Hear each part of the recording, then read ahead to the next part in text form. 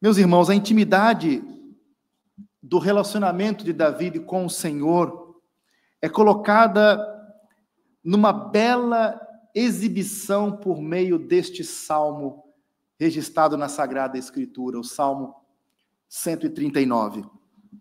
Imaginar a natureza detalhada, abrangente e exaustiva dos pensamentos de Deus em relação aos seus próprios filhos, como Davi exemplifica neste salmo, é realmente algo precioso, algo maravilhoso para mim, como escreveu o salmista aqui no salmo.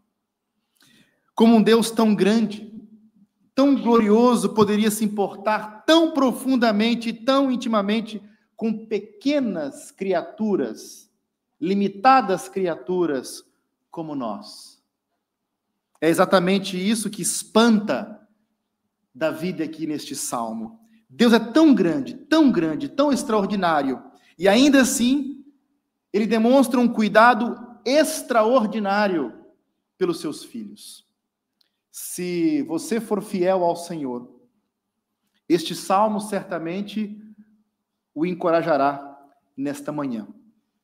Mas, se estiver tentando fugir do Senhor, esconder-se literalmente do Senhor, este salmo o fará perceber que estás numa luta inútil, numa batalha totalmente perdida. Observe os versículos 1 ao 6. Eu vou usar a palavra você de vez em quando, não fique chateado, não estou me distanciando dos irmãos. Mas Deus sabe o que você faz. Deus sabe. Versículos 1 ao 6 diz isso. Davi, ele abre o Salmo 139, declarando que Deus o conhece. É o que está no versículo 1, no verso 1 aqui do Salmo. Ele sabe tudo o que Davi faz. Está no versículo 3. O Senhor conhece as palavras não ditas de Davi. Note aqui no verso 4. E ainda os dias não vividos de Davi. Está no verso 16. Ele conhece palavras que ainda não foram ditas e dias que ainda não foram vividos. Não há nada que Davi faça ou pense que esteja além do alcance de Deus. Deus conhece-nos completa e perfeitamente. Todos os nossos pensamentos e ações estão abertos diante dele, a tudo e a todos ele vê. Deus sabe o que já aconteceu, para a nossa percepção, não é? Tão completamente quanto ele sabe o que ainda está por acontecer na nossa experiência. Ele sabe tudo sobre nós. Ele não esquece o que passou, nem precisa, como nós, esperar, portanto, para saber o que será. Ele sabe tudo no seu eterno agora. O conhecimento de Deus, ele é detalhado, ele é completo, ele é exaustivo. Deus conhece tudo sobre nós. Deus, ele o conhece de forma pessoal, como conhecia Davi, e conhece cada um de nós, de um modo pessoal e íntimo. Então, meu irmão, minha irmã, não tente enganá-lo. Não vai funcionar. Seja aberto, seja sincero, seja honesto com ele e descanse no seu amor revelado em Jesus Cristo. Alguém uma vez abertamente disse: Deus conhece o meu coração. Porque estava um irmão a questionar as atitudes, o comportamento, aquilo que se vê, o que é externo, o que é praticado. Então, no momento em que o irmão estava a exortá-lo, ele reagiu: Deus conhece o meu coração. E este pastor, então, continua a sua exortação. E você não fica preocupado com isso? Isso não te assusta? Que Deus conhece o seu coração? Eu estou vendo apenas o que está aqui fora. Agora Deus conhece tudo que está lá dentro. Isso não te preocupa? Deus sabe tudo sobre nós. Tudo, tudo, tudo. Versículo 7 ao 12. Vemos que Deus sabe para onde nós vamos. Ele sabe. Deus está eu diria que inescapavelmente, em todos os lugares, porque aqui a expressão no céu e no Sheol, dependendo da sua tradução, mas no texto original é isto mesmo. Portanto, no céu ou no abismo, no céu ou no Sheol, do amanhecer ao anoitecer, na escuridão ou na luz, não importa se você vai para cima, nas asas da alvorada, ou para baixo, para o leste ou para o oeste. Que conforto é saber que Deus está conosco e que Ele cuida de nós em todos os lugares. Como diz o autor inspirado em Hebreus capítulo 3, versículo 5, porque Deus disse, não o deixarei, nem jamais o abandonarei. Pode uma mãe esquecer-se do filho que cria, do filho que amamenta, do filho do seu ventre?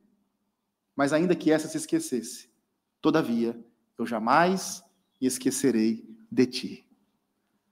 Deus nunca abandona o seu povo. Os pecadores tentam se esconder de Deus. Tentam. Mas os crentes em Jesus se escondem em Deus. Para onde me ausentarei do teu espírito? Observe o verso 7. E para onde fugirei da tua face? Não há lugar para onde nós possamos escapar da presença de Deus. E aqui a atitude do salmista, ela lembra de Jonas, que queria fugir de Deus, mas ele não conseguiu porque Deus está presente em todos os lugares, incluindo o mar revolto. Ele tentou pegar uma condução no barco no sentido contrário, mas ele não pôde escapar.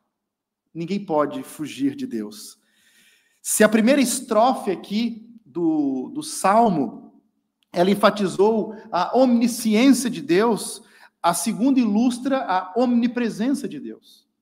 Esses dois atributos estão aqui numa sequência.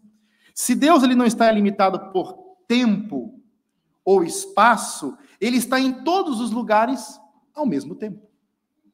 Não há limitação de tempo nem de espaço para ele. Deus está nos céus, bem como nas profundezas do abismo, em todos os lugares entre eles, do céu ao abismo. Também vemos aqui que Deus está no leste, as asas aqui do amanhecer, onde o sol nasce, ele está lá no leste, e no oeste, do lado mais distante do mar, referindo-se aqui ao mar Mediterrâneo, portanto, onde o sol se põe, literalmente em todos os lugares, entre esses dois extremos, leste e oeste, Deus está também. Então ele está dando referências geográficas extremas, do céu ao abismo, Deus está literalmente em toda parte. Enquanto, portanto, o céu e o Sheol aqui são opostos no eixo vertical, o amanhecer e o mar são opostos no caso, de forma horizontal. Do ponto mais alto ao mais baixo, do extremo leste ao extremo oeste, incluindo de forma implícita também todos os lugares entre eles, Davi não tem para onde ir na tentativa de escapar da presença, dos olhos, do conhecimento do seu Deus, do seu Criador. Deus não pode, meus irmãos, ser limitado pela experiência temporal, por restrições em seu conhecimento. Deus sabe tudo desde sempre, eternamente. Ele não aprende. Ele não é como nós, que precisa de aprender. Pelos limites de um local, ele não está limitado. Ele não precisa de luz para ver, saber e estar, portanto, presente, como está no verso 11. Nada pode ocultar uma pessoa, ocultar-nos dos olhos do conhecimento do Senhor.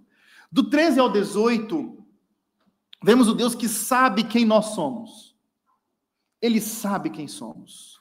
No verso 13, Davi afirma que Deus o teceu no ventre de sua mãe. Portanto, a obra do Criador é descrita de um modo vívido.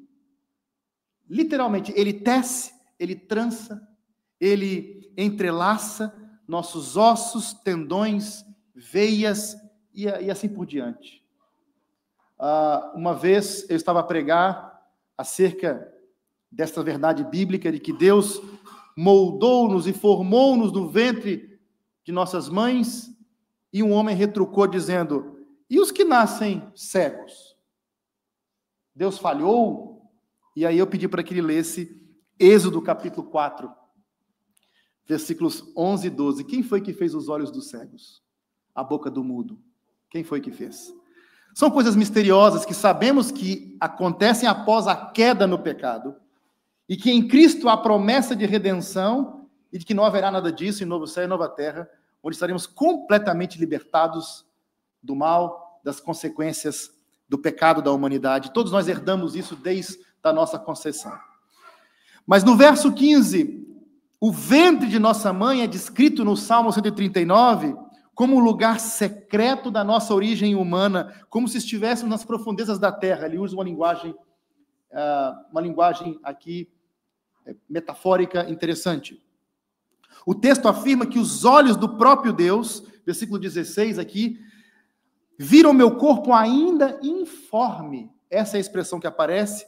Portanto, mesmo na fase embrionária, Deus diz que ele importa-se com a criança e que a está moldando. Ainda ela não tinha forma, ele não tinha forma no ventre da mãe, e Deus já está lá atuando literalmente na vida dele. Como Job, no capítulo 10, versículos 8 e 11, lá lemos o seguinte: as tuas mãos me plasmaram e me aperfeiçoaram, de pele e carne me vestiste, e de ossos e tendões me entreteceste.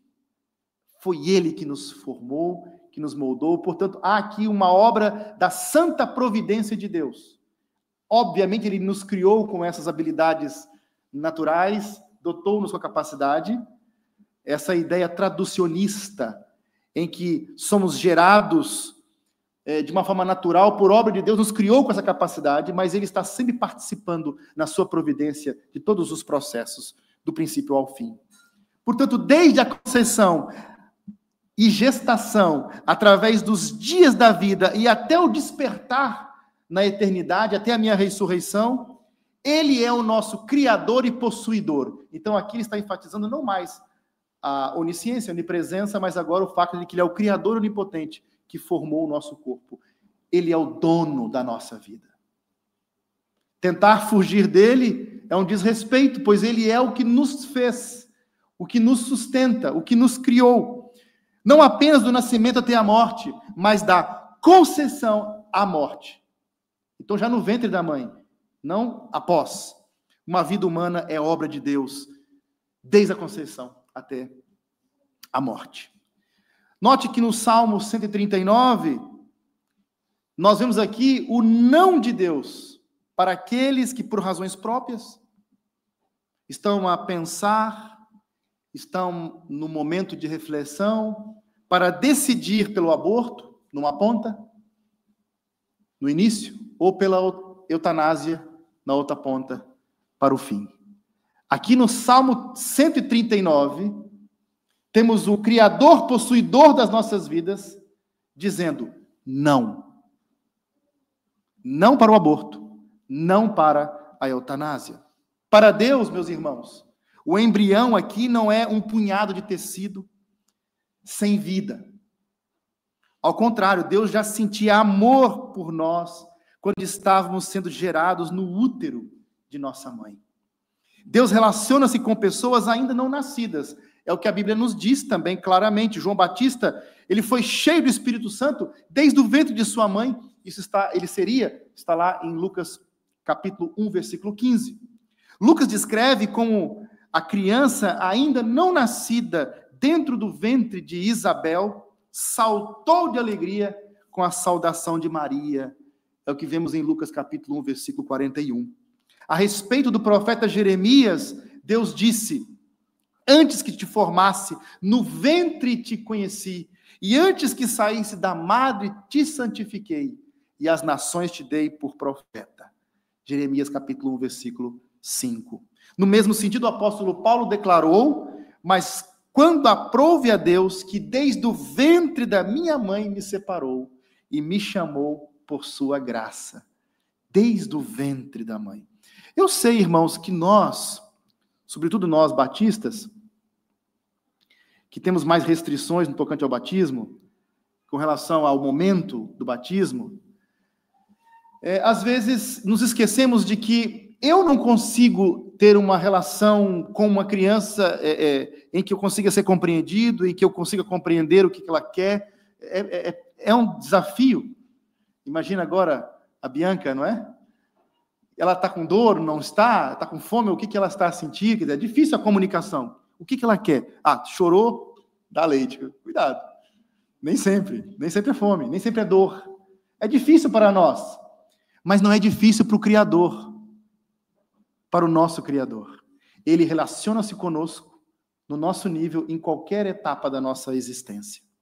No verso 16, o salmista diz: no teu livro foram escritos todos os meus dias, cada um deles escrito e determinado, quando nenhum deles havia.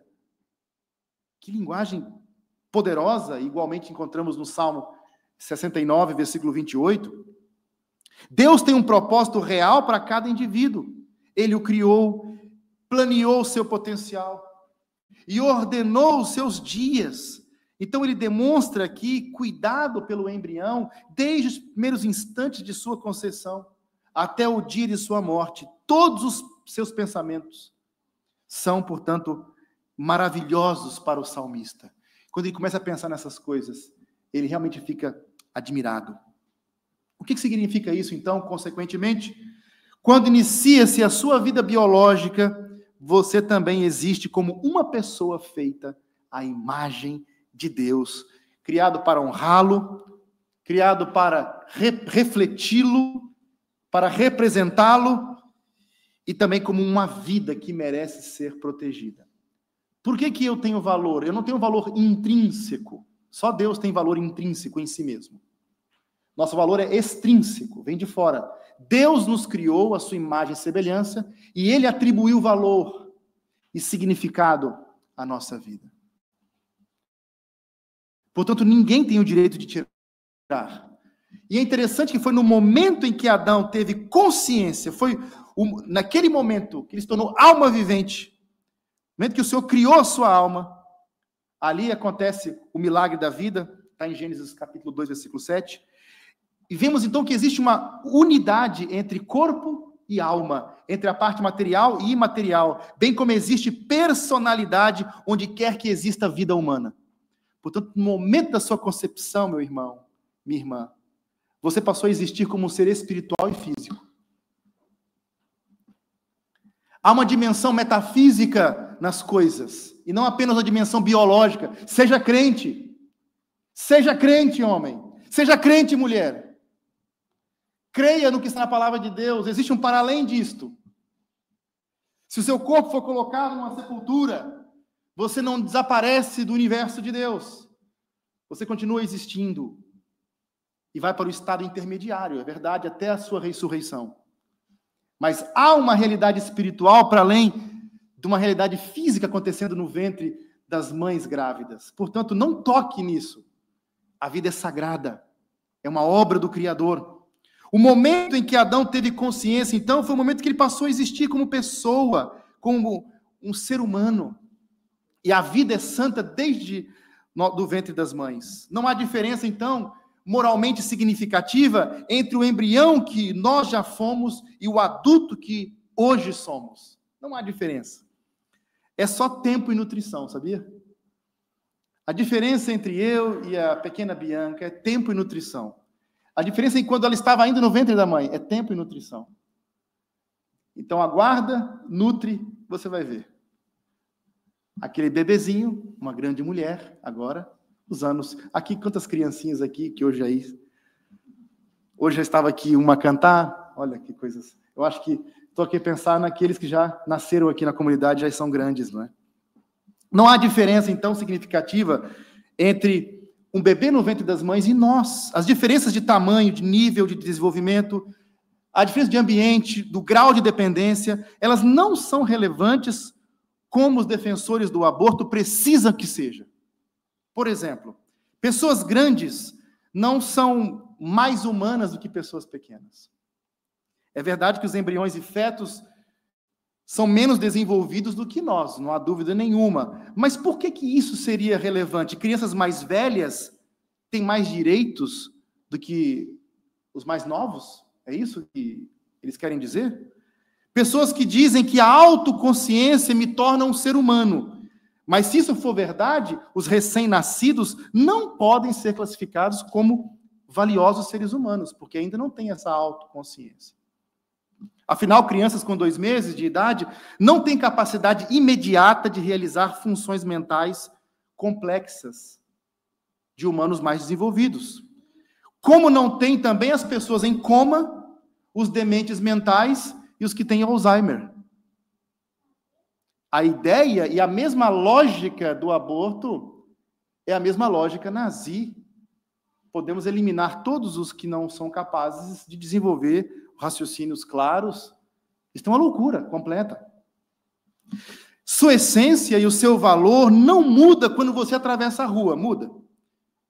Eu não viro outra coisa quando eu atravesso aqui a Columbano Bordalo Pinheiro. Então, como que uma viagem de 20 centímetros do canal de parto, de repente, muda a natureza fundamental daquele que há de nascer, transformando de não humano para humano? Não, peraí, não nasceu ainda, não é humano. Saiu, humano, que coisa maravilhosa. Agora, foi um milagre, não é? Meus irmãos, a simples alteração de sua localização não nos torna, a sua não te torna, não torna a nós seres humanos. Se a viabilidade também nos torna seres humanos valiosos, então todos os que dependem de insulina, hemodiálise, não são valiosos e podemos eliminá-los. Esta lógica não se deve, eu não consigo entender como que se utiliza esse tipo de lógica em argumentação. Mas na defesa do aborto, isso tudo foi utilizado. Infelizmente, já está aprovado. E nem tudo que a lei humana aprova, Deus aprova. Nem tudo que a lei dos homens aprova. Então, como cristão, na minha liberdade religiosa, estou dizendo essas coisas. Eu não estou indo contra o governo do país. Eu estou indo apenas de acordo com os princípios da minha fé, da fé cristã, dos valores da palavra de Deus. Os embriões, eles não são meros amontoados de células, mas seres humanos embrionários nos primeiros estágios do desenvolvimento. Portanto, a vida de cada um de nós remete ao zigoto, ao momento da conceição, literalmente. Não nos tornamos algo diferente depois disso. Está definido. Você vai ser menino, você vai ser menina. Portanto, quando o espermatozoide humano junta-se ao óvulo humano, o resultado é um zigoto humano separado, um ser humano distinto. Então, quando há 46 cromossomos presentes, há uma vida humana, uma nova vida com um novo código genético, não é o código da mãe e nem o código do pai. E você é único, tem o seu ADN, tem suas digitais, você é único. Agora, finalizando, versículos 19 a 22. Deus sabe o que nós amamos. Deus sabe o que você ama, irmão. Deus sabe. Pessoas más estavam a ameaçar a vida de Davi aqui. Os inimigos aqui, neste salmo, são os inimigos do Senhor. Tá? Primeiramente, são os inimigos do Senhor. E não os inimigos de Davi. Eles, então, se tornam os inimigos de Davi somente porque eles odeiam ao Senhor. Então, é bom entender a lógica argumentativa nos Salmos, versículos 19 até o verso 22. Portanto, há uma lógica aqui. Eles odeiam o Senhor e por isso que Davi também, ele os aborrece com ódio consumado, como diz aí o texto. Aqueles que se levantam contra Deus e o seu ungido mostram-se aqui como semente da serpente, e Davi entende qual lado da inimizade entre a semente da serpente e a semente da mulher ele deve tomar. Estão lembrados do texto de Gênesis capítulo 1, versículo 15? Depois da queda, Deus fez uma promessa que do descendente da mulher, da semente da mulher, nasceria um que esmagaria a cabeça da serpente, e haveria inimizade entre a semente da serpente e a semente da mulher. E ao longo de toda a narrativa, do enredo das Escrituras, essa semente da serpente faz oposição a Deus, odeia a Deus e tenta desfazer suas obras. E Davi aqui simplesmente, num olhar mais abrangente, é bom lermos os textos em contexto. O Salmo 2, o Salmo 110, fala exatamente a mesma coisa. Daqui a pouco Vamos começar a rogar praga uns dos outros com salmos aqui na igreja. Mas cuidado com isso. Porque há um contexto narrativo aqui por detrás, há um enredo de que há duas sementes, os de Deus e os do diabo aqui no salmo. E ele está aqui se posicionando do lado da descendência do Messias, das promessas de Deus. Basicamente isto. Amar a Deus e odiar o mal são dois lados da mesma moeda. Eu não posso dizer assim, eu amo muito a Deus. Epa, mas tenho uma grande amizade com Satanás também. Eu almoço com Jesus e janto com o diabo. Isso não existe, irmãos. Isso é abominação. É como, eu sou pastor de manhã, no domingo, e sou bruxo à tarde. Não tem... Note que ou amará um e odiará o outro. Portanto, essa dinâmica, são os dois lados de uma mesma moeda. Então, leve essas palavras a sério. O que está, por exemplo, no Salmo 97, o verso 10. Você que ama o Senhor, odeie o mal. Esse é o ponto. Não ame o mundo. A amizade do mundo é inimizade contra Deus. Tiago 4, versículo 4. Note agora os versos 23 ao 24. Deus sabe o que nós desejamos. Este é um ponto importante também. Você não conhece seu próprio coração. Nós não conhecemos a nós próprios. Não conhecemos tão bem quanto pensamos que conhecemos.